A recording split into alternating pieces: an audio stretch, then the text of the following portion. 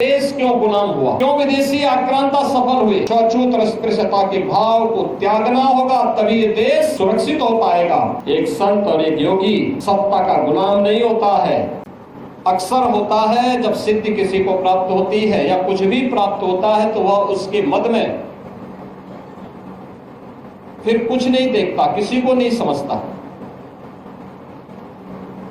प्रभुता पाई काई मद नहीं, संत तुलसीदास जी ने भी कहा।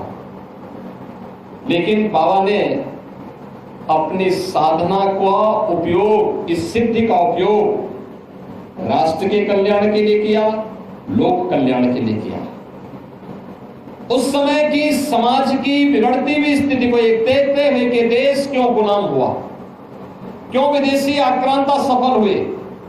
एक तरफ उन्होंने समाज को जोड़ने का काम किया, दलितों को, आदिवासियों को, वनवासियों को, गिरवासियों को बिना भेदभाव से मुक्त एक ऐसे समाज की स्थापना का अलग जगाया था जो एक अघोराचार्य को ही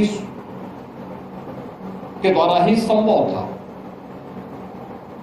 एक योगी के द्वारा ही संभव था, एक संत के द्वारा ही संभव था। उच्च कुलीन परिवार में जन्म लिया, लेकिन उन्होंने कहा नहीं।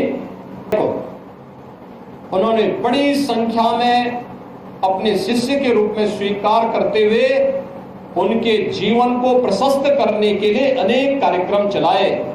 तो दूसरी तरफ मुगल आक्रांताओं को भी उन्होंने उस समय सबक सिखाने के लिए सांझा को भी डपट करके भगाने का काम किया था, जो उनके चमत्कार को देखने की प्रतीक्षा कर रहा था। उन्होंने विदेशी आक्रांता उस समय के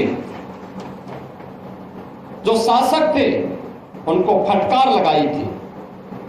यानी ये चीजें दिखाती हैं एक संत और एक योगी सत्ता का गुलाम नहीं होता है, बल्कि वह अपने कदमों पर उन्हें चलने के लिए मजबूर करता है। और यही कार्य आज से 425 वर्ष पहले इसी रामगढ़ गांव में जन्मे पूज्य बाबा अघोराचार्य कीनाराम जी महाराज ने अपनी दिव्य साधना के माध्यम से हम सबके सामने प्रस्तुत किया।